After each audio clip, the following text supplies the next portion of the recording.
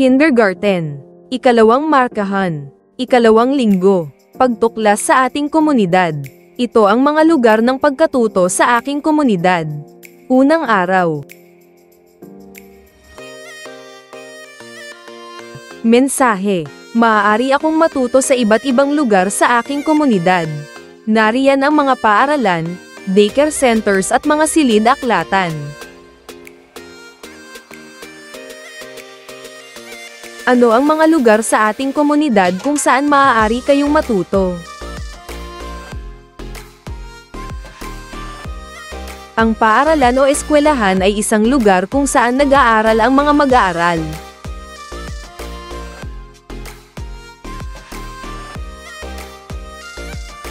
Ang daycare center ay isang pasilidad kung saan inaalagaan at tinuturuan ang mga bata, lalo na ang mga may edad na 1 hanggang 5 taon, habang ang kanilang mga magulang ay nasa trabaho.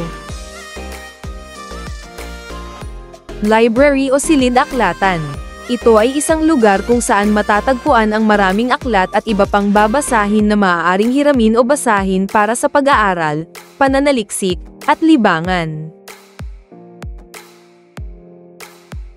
Sino-sino ang maaaring magtungo sa mga lugar na ito upang matuto?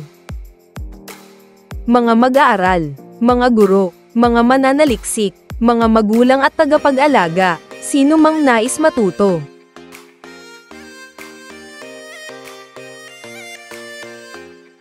Ano-ano ang mga maaari ninyong matagpuan sa mga lugar na ito?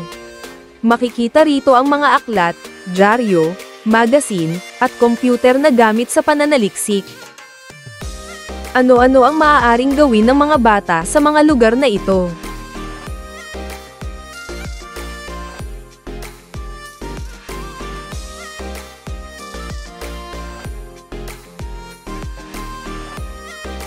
Letrang S. Isulat ang letrang S mag-umpisa sa linyang pakurba mula sa taas hanggang sa baba.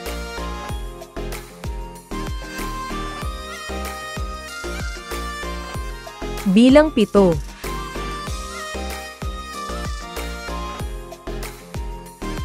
Ikalawang markahan. Ikalawang linggo. Ikalawang araw. Mayroong mga tao sa aking paaralan na mayroong iba't ibang tungkulin o gampanin.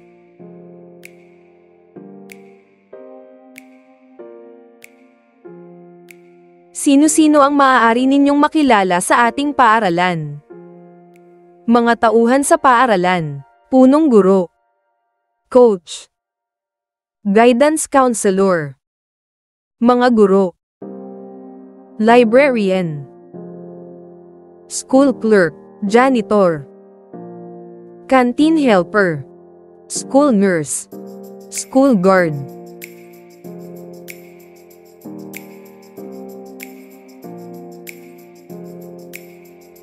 Ano ang kanilang trabaho o tungkulin sa ating paaralan? Punong guro. Siya ang pinuno ng paaralan na nangangasiwa sa mga guro, mag-aaral, at iba pang gawain sa paaralan.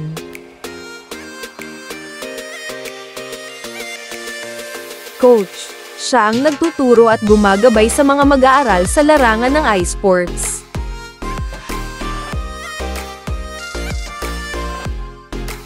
Guidance counselor. Siya ang tumutulong sa mga mag-aaral na may problema o nais magpayo.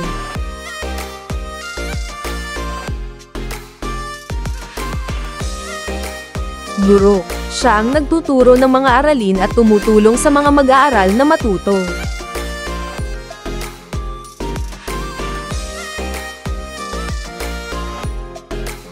Librarian. Siya ang nangangasiwa at nag-aalaga ng mga aklat.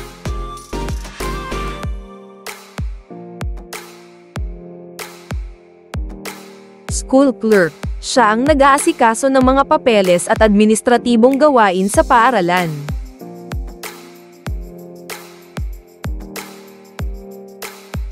Janitor. Siya ang nag-aalaga at nagpapanatili ng kalinisan sa buong paaralan.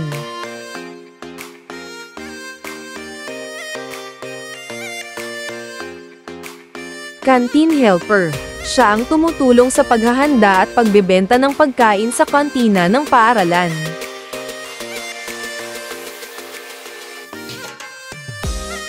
school nurse. Siya ang nag-aalaga sa kalusugan ng mga mag-aaral at guro, tumutulong sa mga may sakit o aksidente, at nagsasagawa ng mga health check-up. Guardia.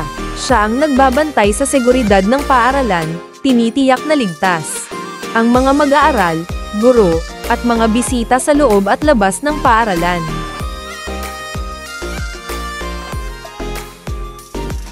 Paano nila kayo matutulungan? Mga bagay na nagsisimula sa letrang S sa ba. Sawa. Sapa. Sala. Sebo.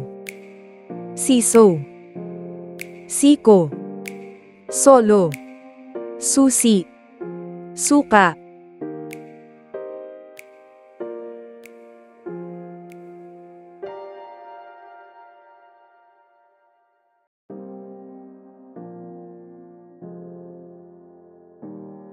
Ikalawang markahan. Ikalawang linggo. Ikatlong araw. Mensahe mahalaga ang bawat miyembro ng paaralan.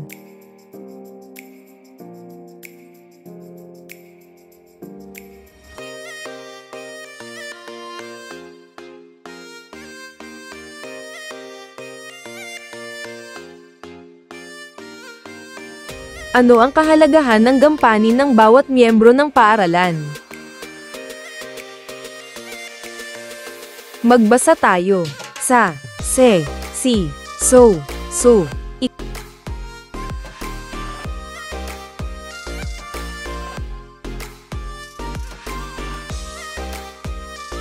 Ikalawang marakahan.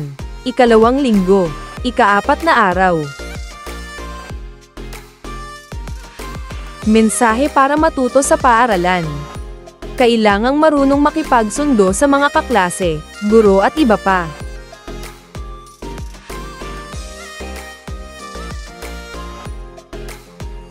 Ano-ano ang maaaring gawin upang magkasundo-sundo ang mga bata sa silid-aralan? Para magkasundo ang mga bata, kailangan nilang sundin ang mga patakaran, magtulungan, at magpakita ng respeto sa isa't isa. Beginning letter S words, English. S, C, S, sun, S, socks, skirt, S, spider, S, snail, S, snake, S, shark, S, salad, S, ship.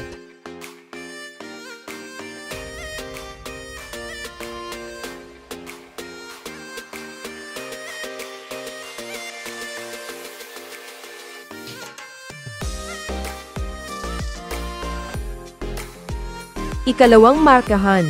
Ikalawang linggo. Ikalimang araw.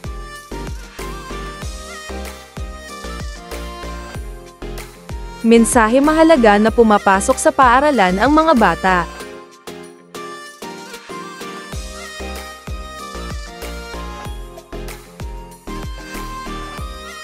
Ano-ano ang mga natututunan ng mga bata sa paaralan? Sa paaralan, natututo ang mga bata ng mga aralin at mga magandang asal tulad ng paggalang, pagtutulungan, at disiplina.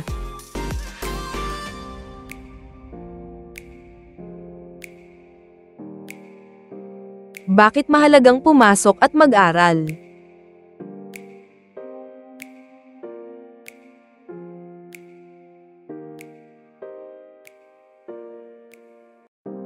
Mahalaga ang pumasok at mag-aral upang matuto, magtagumpay, at maging handa sa hinaharap.